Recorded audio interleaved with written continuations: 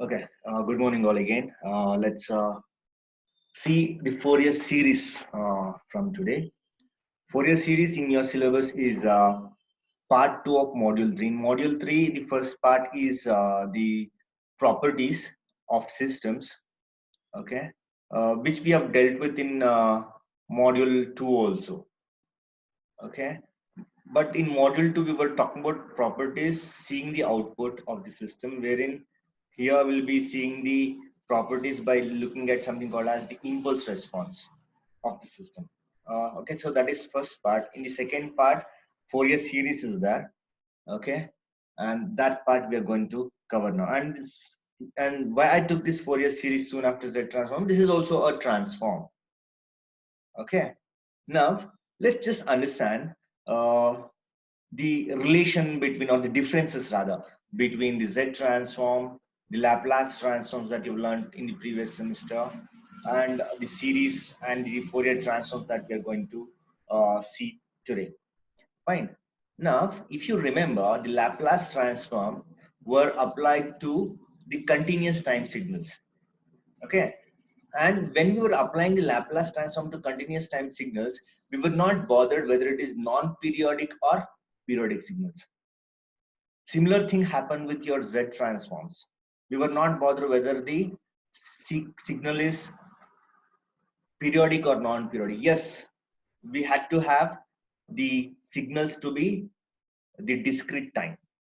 Okay, since the signals were in discrete time, we were most of the times referring to them as the sequences. Okay, so when it is discrete time sequence, it is Z transform. When it is continuous time signal, it is Laplace transform. Okay, now understand when we are going to have Fourier series. Now see here we have Fourier series. Now when we come across Fourier series, when we have periodic signal, okay, and if that periodic signal is continuous time, then we have Fourier series. Why these Fourier transform, Fourier series, Z transform, Laplace transforms are all used? They're all used to take the signal from time domain to frequency domain. Okay, when we say Z domain, when we say Laplace domain, they are indirectly connected to frequency. Okay, so we can say all these transforms are used to transform the time domain signal into frequency domain. What are time domain signals? Anything natural, the voice that you're listening to, or the wind that you're of experiencing now, maybe. Okay, all these, or what you're seeing, the image, the video, whatever is in natural domain, they're all called as time domains. Okay, but what is the problem in time domain when we come to process the signal? Okay, now understand this is very important example that one should get. We are used to listen to the cricket commentaries, right? You all have listened to the cricket commentaries, and over the time uh, you have uh, heard the commentary given by Ravi Shastri, the commentary given by Sunil Gavaskar, or the commentary given by Harsha Bogle. Okay, I'm taking these three names because they are quite popular in giving the cricket commentary. Now, suppose uh, you don't know the. Suppose I'll say that I'll just make you listen to the person. You would still identify who the person is, right? We can easily identify how the Ravi Shastri's sound is. Okay, or just by listening to the sound, we can make out. Okay, this is Sunil Gavaskar, this is Ravi Shastri, or this is Harsha Bogle. But if the signal is plotted and if it is displayed to you on the screen, the signal which you are hearing, by hearing you can make out, yes.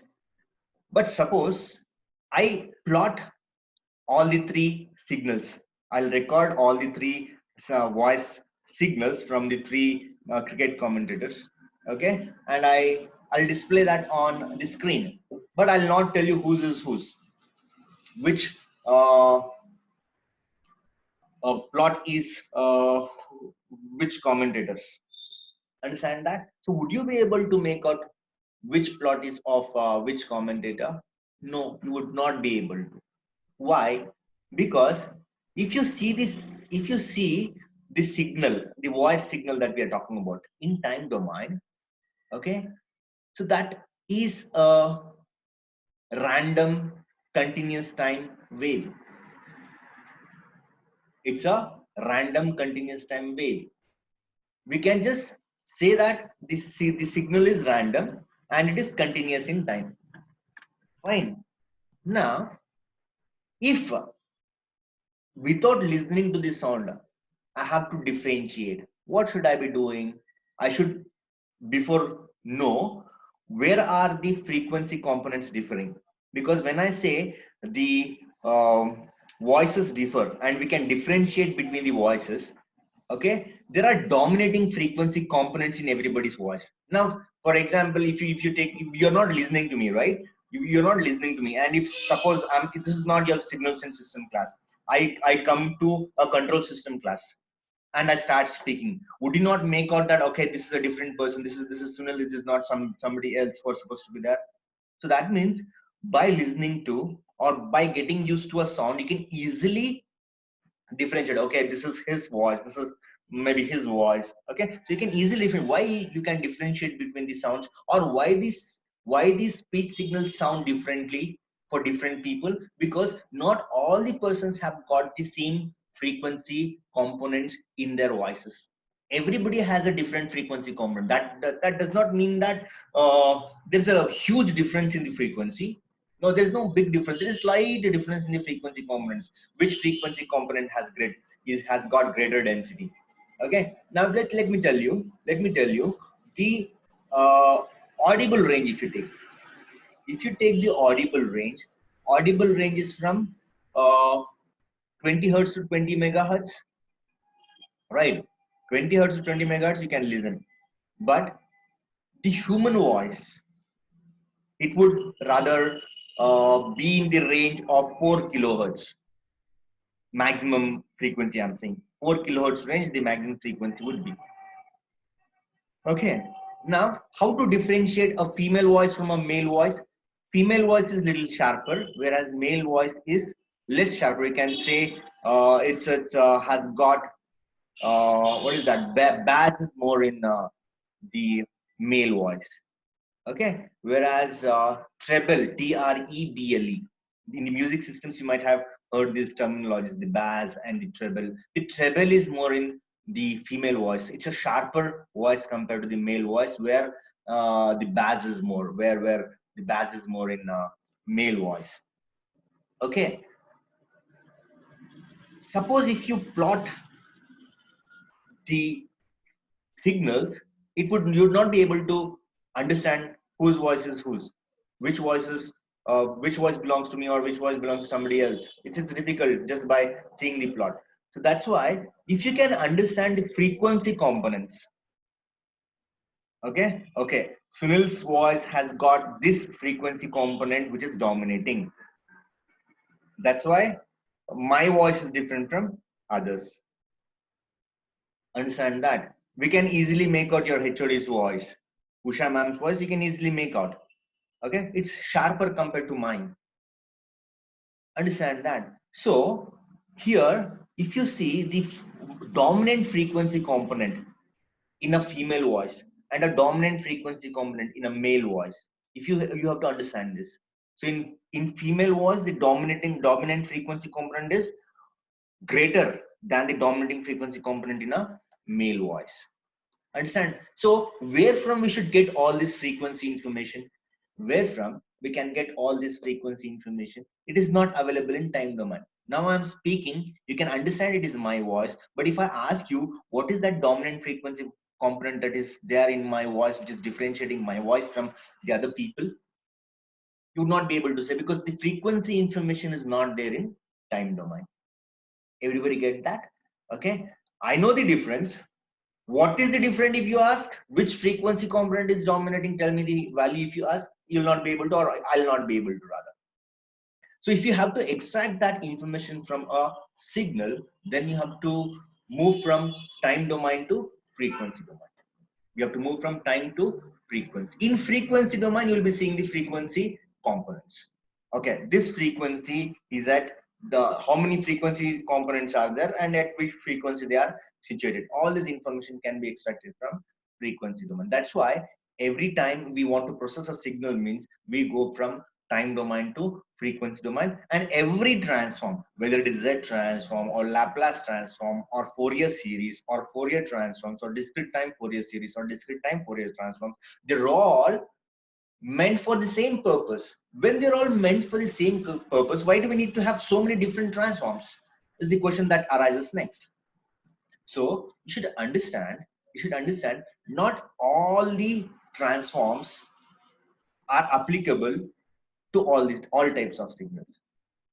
No, not all the transforms are applicable to all the types of signals. It's not that. Okay, every transform is suitable for some particular type of signal.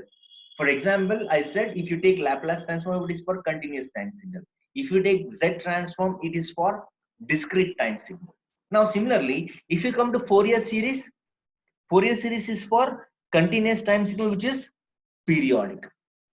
And what if it is non-periodic? It is Fourier transform. There is a continuous time signal. Okay, if it is periodic, you will apply Fourier series. What if that continuous time signal is non-periodic? If it is non-periodic, you will come across Fourier transform. Sometimes these two are called as continuous time Fourier series and continuous time Fourier transforms. Okay, sometimes, but that is not necessary. It has become a standard that if I just say Fourier series EFS or Fourier transform FT, it means that it is for your continuous time signals. Yes, Fourier series is one, this continuous time signal is periodic. Fourier transform is one, this continuous time signal is non-periodic. Understand? What if we have the discrete time signals? Discrete time, periodic, it is discrete time Fourier transform. If it is discrete in time, then bringing this term dt, that is discrete time, is important. Okay, if it is non-periodic discrete time, then it is discrete time Fourier transform. Understand, if it is non-periodic, we are going for Fourier transform. If it is periodic, we are going for Fourier series. If it is continuous, it is Fourier series and Fourier transform. If it is discrete, it is discrete time Fourier series and discrete time Fourier transforms. Now, in module 3 part 2, so this is what we are covering, Fourier series. Okay, in the textbook you'll find DTFS also along with Fourier series. Discrete time Fourier series will also be found along with Fourier series if you're referring to the older textbooks. Okay, but understand, you see the syllabus, it is not there. Okay, and the syllabus says this is not there for coverage. Okay, but understand this Fourier series is for continuous time and this is for discrete time. Fine. And if you take this Fourier transform and discrete Fourier transform, they'll be covered in module 4, which we are planning to take next after this Fourier series. Understand this point? Okay, so with that introduction to Fourier series and somewhat the introduction to the other transforms. Okay, so let's get into what Fourier series actually means. Okay, how the equations look like. Again, as you have been seeing in all other transforms, okay, we'll be having a time domain signal, okay, and that time domain signals will be converted into frequency domain. How that looks like in time domain, how that looks like in frequency domain is what we are interested in. Fine. So let's move on now.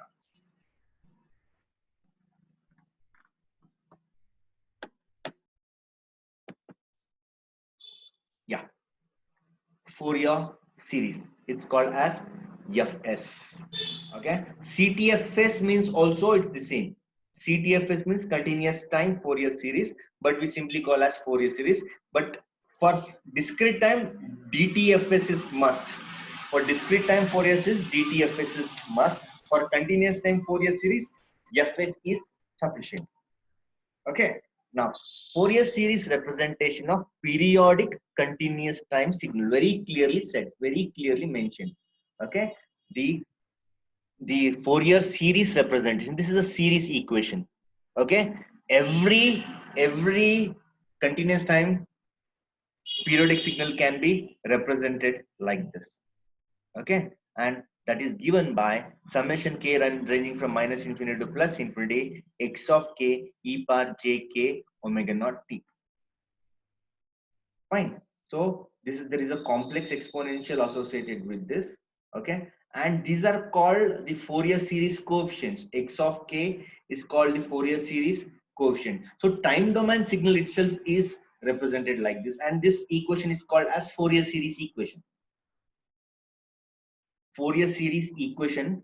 Okay, it is still not applied. We still are not in time now. We are still not in frequency domain. Okay, so frequency domain, if you want to see, means these components you should be able to see. Okay, so how to express a continuous time periodic signal is what is shown here, and by Fourier series this is how it is done. Understand that?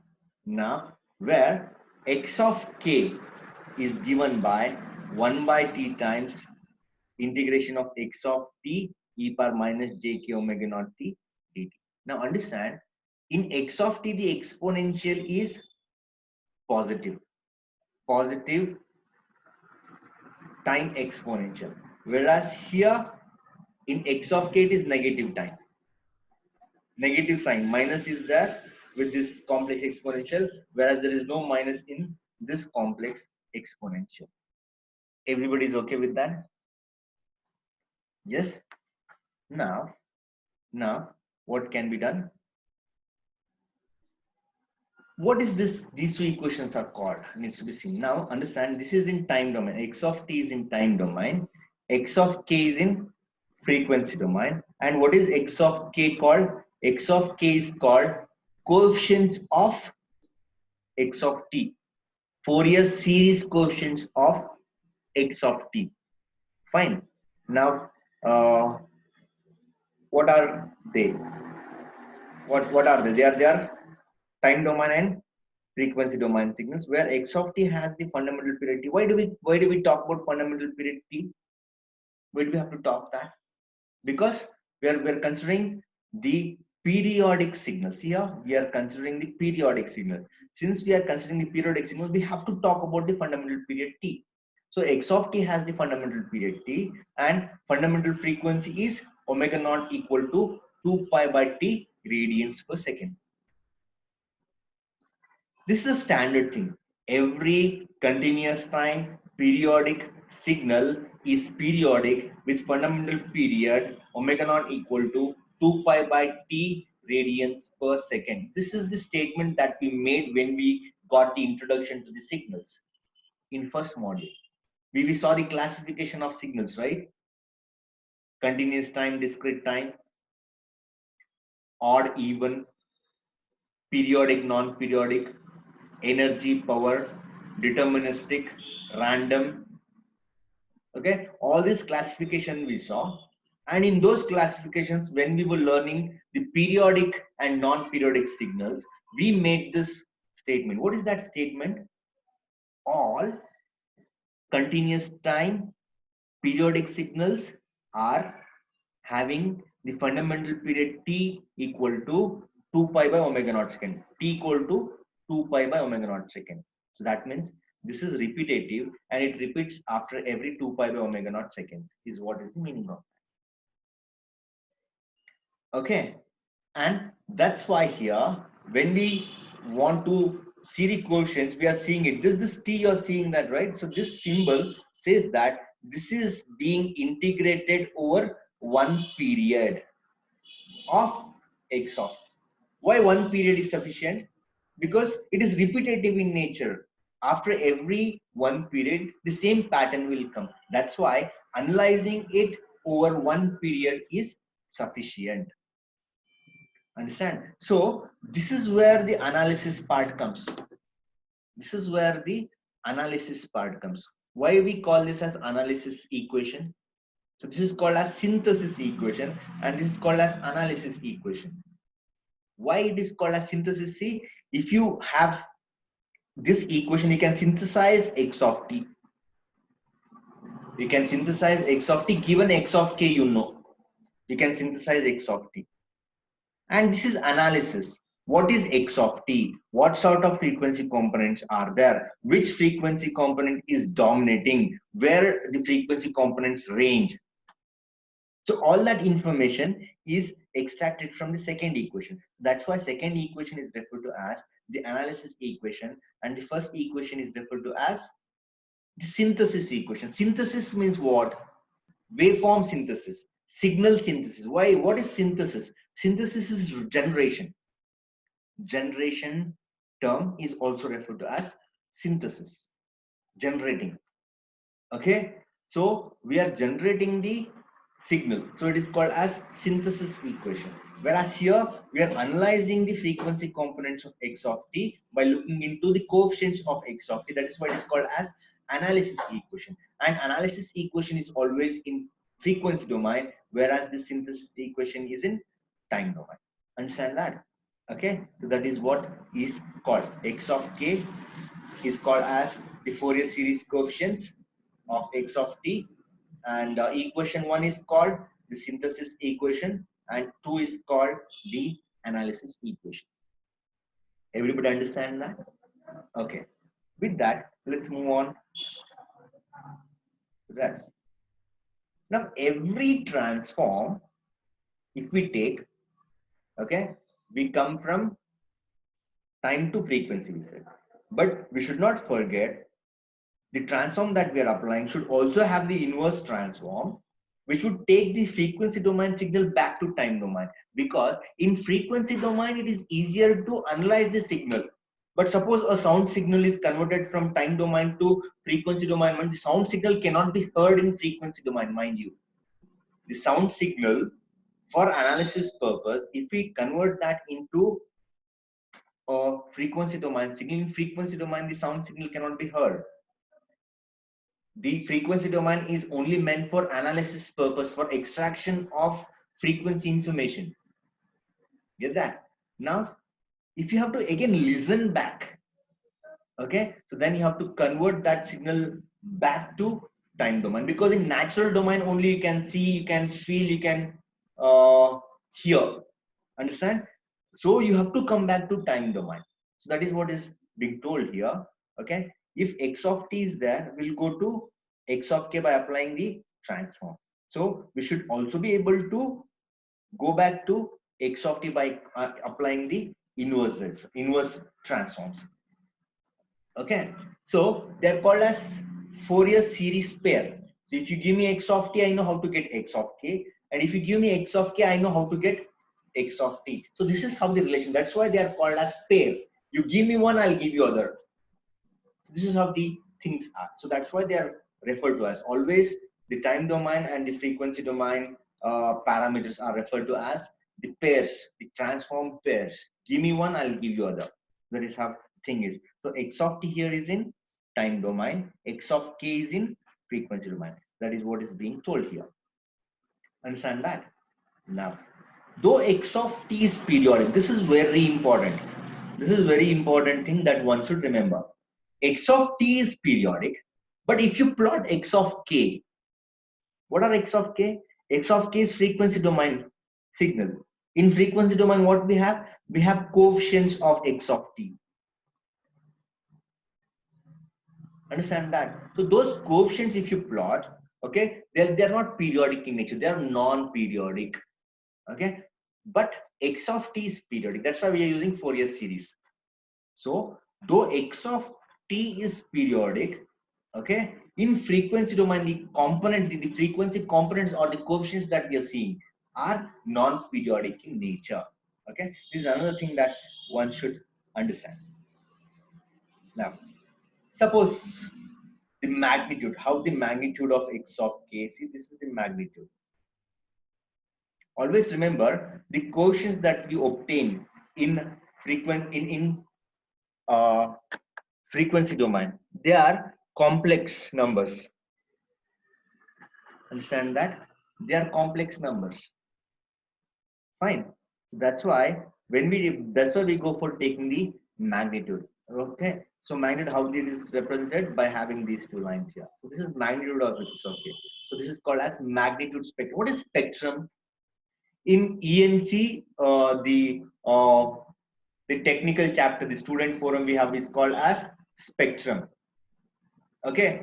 Why it is called as spectrum? Earlier TC people also were there under spectrum only. Okay. Now, what is that spectrum means? Spectrum. What do you understand from the term spectrum? Spectrum is the different frequencies. Normally, we use this term in general. The non-technical people have heard this name spectrum. The term spectrum in rainbow. Rainbow. What's happening? We have different colors separated. When we transmit the white light through the prism, okay, what it does, it separates the different wavelengths. Every wavelength has got a different color. Okay, how many wavelengths? 7 wavelengths with your, that is what your rainbow is. So spectrum means the different frequencies each signal has. So where the different frequencies are available to be seen, they are available to see in frequency domain. That's why frequency domain signals are also referred to as spectrum. Why it is called as spectrum? The frequency domain signals are separated. They give us separated frequency components. Okay, that's why it is called as spectrum. Understand that? So it is called as magnitude spectrum. Okay, we also have something called as phase spectrum. Why we talk about phase and magnitude here? Because the coefficients x of k are complex in nature. They are complex numbers. So what we do is we come across magnitude spectrum and phase spectrum. Understand that? Okay. Now let's see the properties of Fourier series. Properties of Fourier series. Let's see. Now, see here, this is very similar to the properties that we have been seeing in Laplace transform and Z transform. What is that we need to have? We need to have two signals. Whenever we say linearity, we want two signals. Okay, one is x of t, the other is y of t is being taken. X of t, if you apply Fourier series, it will give us capital X of k. If you apply it on y of t, it will give me capital Y of k.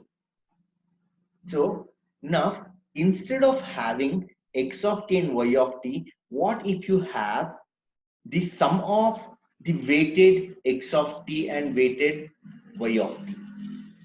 Okay, so this is how it is going to look like.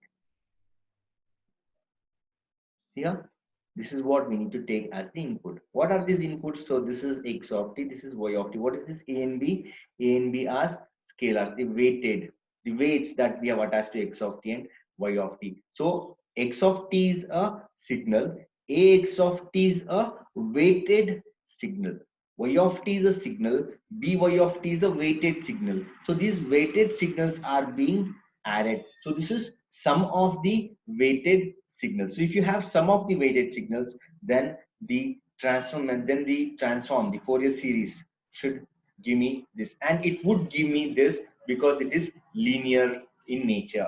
The Fourier series is linear. The Z transform is linear. The Laplace transform is linear. What you should understand?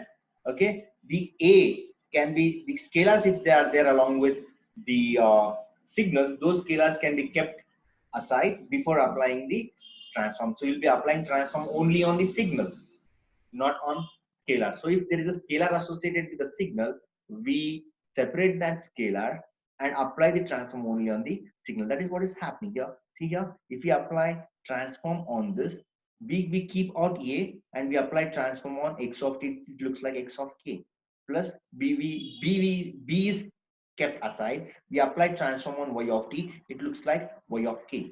I keep saying transform here means it's Fourier series.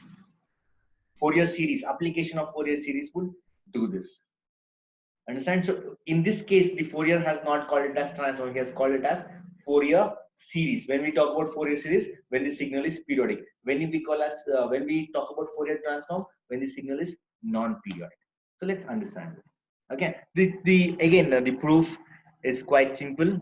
Okay, as we have been seeing, I've told you this symbol says that it is being integrated over one period of x of t, one period of x of t, and this is the fundamental period. T is the fundamental period. So over one fundamental period, it is being applied. The integration is being applied. So let's consider this equation, which is in frequency domain. Okay, in frequency domain, it is negative sign. In x of t, it is positive sign. Let's understand that. Okay. Now this y of k, if we take, so x of k is what? Fourier series applied on x of t. Y of k is what? Fourier series applied on y of t. See here. So x of k we get by applying Fourier series on x of t. Y of k we get by applying Fourier series on y of t. So we have these two. Fine. So what is z? What is z? Is the Fourier series applied on z of t. So what is z of t? Z of t is the sum of the weighted signals. Okay, in place of z of t, you have sum of the weighted signal along with this exponential. Just separate this. 1 by t belongs to both these. This integration belongs to both this. This exponential belongs to both this. So rearrange them in a proper way.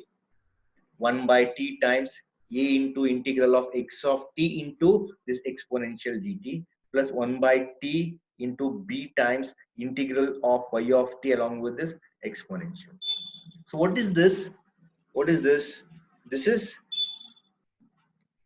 x of k. This is y of k. But before we do that, this a is there, right? So leaving this a, this is x of k. Leaving this b, it is y of k. So that's why it is represented as ax of k plus by of k.